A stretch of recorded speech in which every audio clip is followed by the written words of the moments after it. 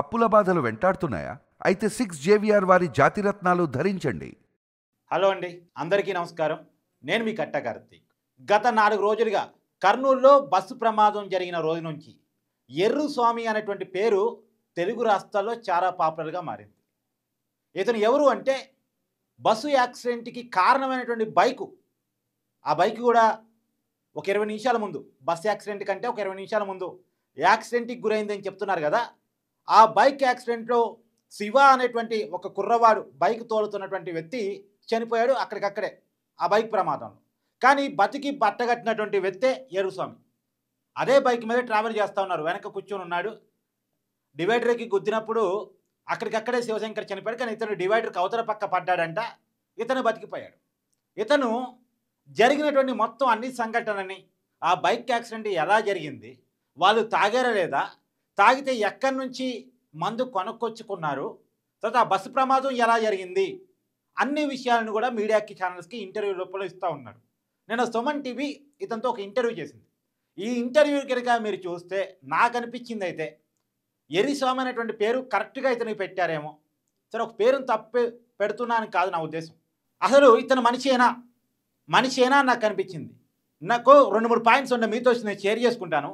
అంతకంటే ముందు ఇతను చెప్పినటువంటి మాటలు, ఆ బస్ ప్రమాదం జరిగినటువంటి సంఘటన గురించి వివరించినటువంటి విషయాల గురించి మీరు వినండి ఒకసారి. ముంగటికి వెళ్ళిపోవడం వల్ల అగ్గి నిప్పులు రావడం వల్ల బస్సు అంటుకొని నేను మా ఫ్రెండ్ చనిపోయిన టెన్షన్లో ఏం అర్థం కాక నేను ఆ అబ్బాయిని సైడ్కి వేసి వెళ్ళిపోయినాను. మా ఊరు మీరు ఏ ఊరికి పోవాల్సింది? నేను డోన్కి వెళ్ళాలి యాక్చువల్గా. అంటే ఆ రోజు వద్దని చెప్పినట్టు, బండికి లైట్ లేదు వద్దురా అని చెప్పినా, కానీ వద్దులేరా నేను వదిలేసి వస్తా అని చెప్పినాడు. ఆల్రెడీ పెట్రోల్ బంక్లో కూడా చూసినారు మాదేమో. అట్లా జరగడం వల్ల యాక్సిడెంట్ అవ్వడం వల్ల. ఆ రాత్రి పోవడానికి కారణం ఎంత? మధ్యరాత్రి మొత్తం తాగి ఉన్నాం నైట్.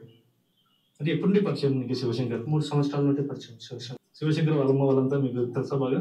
తెలుసు. ఇప్పుడు మీరు 2:30 పైన పెట్రోల్ వేసుకున్నారు కదా, అక్కడ నుండి మీరు బయలుదేరారు కదా, అక్కడ మీరు ఎన్ని ఏళ్ళ కింద పడ్డారు? 2:45కి ఎట్లా స్కిడ్ అయింది? వాన పడుతుంది కదా, వాన పడుతున్న వల్ల బండికి స్లిప్ అవ్వడం వల్ల డ్యామేజ్ అయ్యి కింద పడ్డాం. ఎంత స్పీడ్ పోతున్నారు? 70 పైన పోతున్నాం. అంటే మధ్యలో ఏమన్నా వేరే బస్సుకి ఏమన్నా అలాంటివి ఏం జరగలేదు, మేమే కింద పడ్డాం.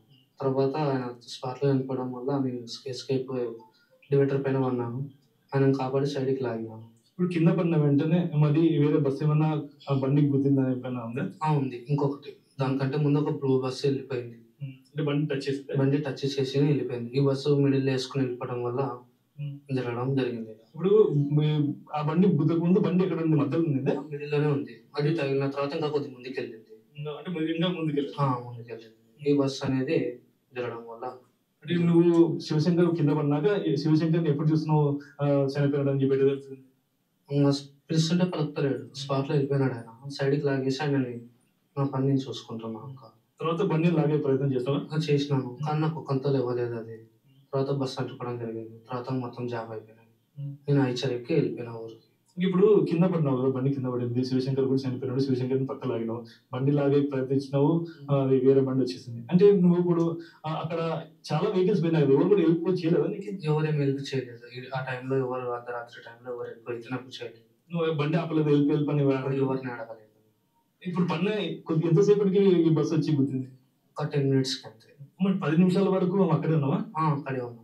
మరి ఎవరికైనా ఫోన్ చేయొచ్చు కదా, 100 కానీ పోలీస్కి? ఎవరికి ఏం చేయలేదు, నా మీదకి వస్తుంది. ఎందుకు చేయలేదు? నేను ఎవరికి ఏం చేయలేదు, నా మీదకి వస్తుంది అనేసి. నీ మీదకి వస్తుంది? అదే ఎన్నికలకు కూర్చున్నా కదా, నా వల్ల చనిపోయినాడేమో అనేసి నా మీదకి వస్తుంది అనేసి తప్పుకున్నా. ఓకే, ఇప్పుడు శివశంకర్ కింద పడి చనిపోయాడు, డివైడర్ తిరిగి. ఇప్పుడు నీకు ఎక్కడ గాయాలైనా? నీకు ఇక్కడ చిన్న చిన్న గాయాలైనా, ఇక్కడ వాసింది, మొత్తం తిరుగుతుంది. ఇంకా లోపల వాపున్నాయి. లోపల అడ్మిట్ అయినా 2 రోజులు చేపించుకున్నా, మంచిగానే ఉంది. నువ్వు ఇప్పుడు బండి గుంజుకుపోయింది బస్సు, తర్వాత నువ్వు అక్కడ ఎంతసేపు నువ్వు బండి అక్కడ ఏం జరిగింది? బస్ కి ఫైర్ ఇంజన్ అంటే నిప్పులు రావడం వల్ల బస్సు అంటుపోయింది. బాగుంటుంది. అప్పుడు నువ్వు ఎట్లా నువ్వు బస్ దగ్గరికి వెళ్ళావు? శివన్ దగ్గరకు వచ్చేసిన, శివశంకర్ దగ్గరకు వచ్చిన.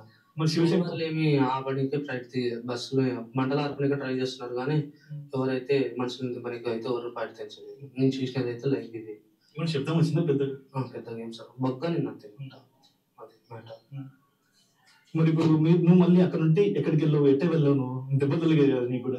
ఐచర్కి వెళ్ళిపోయినా నేను. ఐచర్కి ఊరికి వెళ్ళినా, రాంపల్లకి వెళ్ళినా మా ఊరు. అంటే ఆ టైంలో కూడా ఎక్కించుకున్నారు దెబ్బ తగిలే కదా ఎందుకు అని అడగలేదు? చిన్న గాయాలు ఒకటే కదా. ఇప్పుడు ట్రాఫిక్ జామ్ అయింది కదా అంతా, ఎక్కడ ఎటు వెళ్ళాలి నువ్వు కూడా? బస్సు ప్రమాదం ఎస్పీ సార్ వచ్చిన తర్వాత మొత్తం జామ్ తీసేసినారు. నువ్వు ఎంతసేపు వరకు ఉన్నావు? 4:10 వరకు ఉన్నా. విన్నారు కదా, బస్సు ప్రమాదం జరుగుతున్నప్పుడు అతను అక్కడే ఉన్నాడు. బస్సు ప్రమాదం జరిగిన తర్వాత ఆ ట్రాఫిక్ జామ్ అంతా క్లియరెన్స్ చేసిన తర్వాత మాత్రమే ఏమీ తెలవనట్టు ఊరికి వెళ్ళిపోయాడు. కామ్గా ఊరికి వెళ్ళిపోయాడు. పైగా ఇతను ఏం చెప్తున్నాడు, ఆ ప్రమాదం జరుగుతున్నప్పుడు బస్సు కాలుతున్నప్పుడు కనీసం బస్సులో ఉన్న ప్రయాణికుల్ని రక్షించటం కోసం కూడా ప్రయత్నం చేయకుండా ఆ చనిపోయినటువంటి శివశంకర్ బాడీ దగ్గరకు వచ్చి నించున్నాడట. అదే శివశంకర్ రోడ్డు మీద పడి ఉన్నప్పుడు కనీసం 100కో పోలీసు వాళ్ళకి ఎవరికో ఫోన్ చేయొచ్చు కదా, అంటే నా మీదకి వస్తుందని ఫోన్ చేయలేదట. అంటే ఇతని మీదకి విషయం వస్తుందని చెప్పేసి ఫోన్ చేయలేదట. ఎంత దుర్మార్గం అండి, ఎంత నిర్లక్ష్యం అండి. నిజానికి ఈ ప్రమాదం జరగటానికి అసలు కారణం ఇక్కడే ఉంది. వెంటనే కనుక పోలీసులకు సమాచారం ఇచ్చి ఉండుంటే, కనీసం రోడ్డు మీద పోయే వాళ్ళని కనుక ఆపి ఆ బైక్ని కనుక పక్కకి లాగి ఉండుంటే ప్రమాదం జరగకపోదు. పైగా ఈ అబ్బాయి ఏం చెప్తున్నాడు, ఆ బస్సు కంటే ముందు కూడా ఇంకొక బస్సు బైకుని తగిలిందంట. ఒక 30 మీటర్ల మేరకు లాక్కొని కూడా పోయిందంట. 30 మీటర్ల మేర లాక్కొని కూడా పోయిందంట. అప్పటికే ఇతనికి అర్థమై ఉండాలిగా, ఈ బైక్ రోడ్డు మీద ఉంటే వచ్చిపోయే వెహికల్స్కి ఇబ్బందిగా ఉంటుంది, ప్రమాదం జరిగే అవకాశం ఉంటుంది అన్న విషయం అర్థం కావాలిగా. అంటే ప్రకృతి ముందే హెచ్చరిక పంపించింది, ఈ బైక్ ఇక్కడ ఉంది, దీనివల్ల ప్రమాదం జరిగే అవకాశం ఉంది అని ఒక ఇండికేషన్ని ప్రకృతి ఆల్రెడీ ఈ అబ్బాయికి చెప్పింది. ఈ అబ్బాయి ఆ ప్రమాదాన్ని గమనించలేదు, ఆ హెచ్చరికని గమనించలేదు. ఇతను సోయిలో ఇతనే ఉన్నాడు. రాత్రంతా తాగున్నారు కదా, చెప్తున్నాడుగా క్లియర్గా, రాత్రంతా తాగాము, తాగి డోన్లో ఇతన్ని దించడానికి అతను వెళ్తున్నాడట. కనీసం ఆ బైక్ లైట్ కూడా లేదు. శివశంకర్ బైక్ తోలే అతనికి హెల్మెట్ కూడా లేదు. ఆ బండి కండిషన్ ఏమాత్రం బాగాలేదు, పైగా ర్యాష్ డ్రైవింగ్. అందుకనే సత్యనారాయణ గారు వీళ్ళని టెర్రరిస్ట్తో పోల్చింది. వీళ్ళ ప్రాణాలను రిస్క్లో పెట్టుకోవడం కాదు, 19 మంది నిష్కారణంగా చనిపోవడానికి కారణమయ్యారు. నిష్కారణంగా పాపం వాళ్ళ మానాన్న వాళ్ళు బస్సు ఎక్కి వాళ్ళ గమ్యస్థానానికి వెళ్ళటం కోసం వెళ్తూ ఉన్నారు. ఇంటికి పోతున్న వాళ్ళు ఒకళ్ళు, ఉద్యోగాల కోసం పోతున్న వాళ్ళు ఒకళ్ళు, రకరకాల పనుల మీద పోతున్న వాళ్ళు ఒకళ్ళు. కనీసం మానవత్వం చూడండి, కొరబడిందండి. సరే ఇప్పుడు ఒక బస్కి ఆల్రెడీ ఆ బైక్ తగిలింది కదా, ఆ బస్సు డ్రైవర్ అయినా దిగి ఏంటి రోడ్డు మీద ఈ బైక్ ఉంది అని ఆ బస్సులో ఉన్న ప్రయాణికుల సహాయంతో ఆ బైక్ని రోడ్డు పక్కకి కనుక లాగి ఉండుంటే నెక్స్ట్ బస్సు ఇంకో బస్కి ఆ బైకు తగిలేది కాదు, ప్రమాదం జరిగేది కాదు. ఆల్రెడీ ఒక బస్సు 30 మీటర్ల మేర లాక్కపోయింది. ఆ తర్వాత వచ్చినటువంటి EV Kaveri bus, Vemuri Kaveri bus, private travel bus 300 మీటర్లు లాక్కెళ్ళింది. అంటే అదేమో బస్కి ఒక మూలం తగులు ఉంటుంది, ఇదేమో వేమూరి కావేరీ బస్కి బైక్ మధ్యలో ఇరక్కపోయింది, 300 మీటర్లు లాక్కొని పోయింది.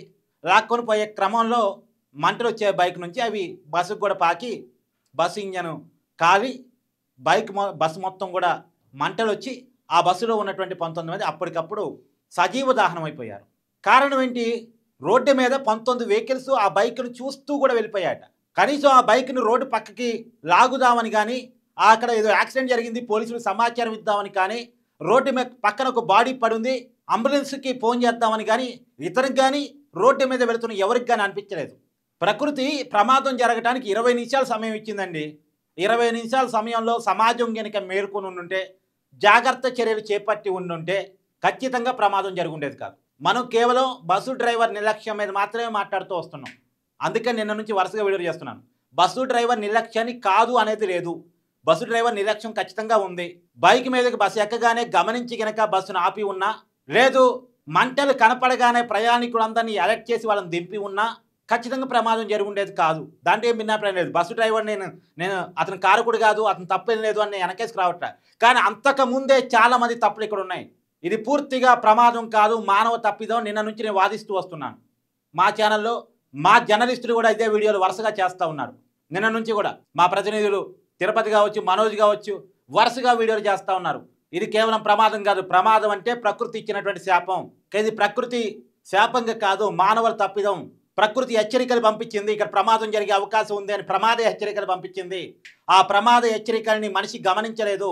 గమనించి కూడా చూసి చూడబోయే నాకేం సంబంధం అన్నట్టు పోవటం కారణంగానే ఈ బస్సు ప్రమాదం జరిగింది, 19 మంది చనిపోయారు. ఇతను శివశంకర్ రోడ్డు మీద పడి చనిపోయాడు అన్నప్పుడు ఆ బాడీని రోడ్డు పక్కకు లాక్కొస్తున్నప్పుడు కనీసం పోలీసులకు అంబులెన్స్కో ఫోన్ చేసి ఉన్నా, లేదు రోడ్డు పక్కన వెళుతున్న వాళ్ళని ఆపి విషయాన్ని చెప్పి ఉన్నా, కనీసం అతను రోడ్డు పక్కకి బాడీని లాక్కెళ్తున్న విషయాన్ని గమనించిన వాళ్ళు ఆపి ఏం జరిగిందని అడిగి ఉన్నా, రోడ్డు మీద ఉన్న బైక్ని ఎవరో ఒకరు గమనించి రోడ్డు పక్కకి లాగున్నా. అది హైవే అండి, మారుమూల ప్రాంతం కాదు, ఎవరు చూడకపోవటానికి. అందరూ చూస్తూనే తమకేమీ పట్టినట్టు వెళ్ళిపోయారు. ఈ మధ్యకాలంలో తెలంగాణలో ఒక పోలీస్ అధికారి మీద ఒక రౌడీ షీటర్ కత్తులతో దాడి చేస్తా ఉంటే సెల్ఫీలు దిగారు. అప్పట్లో అది పెద్ద అరిచారు. తర్వాత ఆ రౌడీ షీటర్ని ఎన్కౌంటర్ చేశారనుకున్నది వేరే విషయం. అంటే మనుషుల్లో మానవత్వం ఏ రకంగా పోతుంది అంటానికి ఇది ఒక ఉదాహరణ చెప్తాను మీకు. ఇది పూర్తిగా మనుషులు మానవత్వం మర్చిపోయినటువంటి మనుషులు, సెల్ఫిష్ మెంటాలిటీతో తయారైనటువంటి మనుషులు చేసినటువంటి ప్రమాదం. ఇదేమి పూర్తిగా మనుషులు తప్పిదం. ఇది నా అభిప్రాయం. మీ అభిప్రాయం కూడా కామెంట్ రూపంలో తెలియజేయండి. Thank you.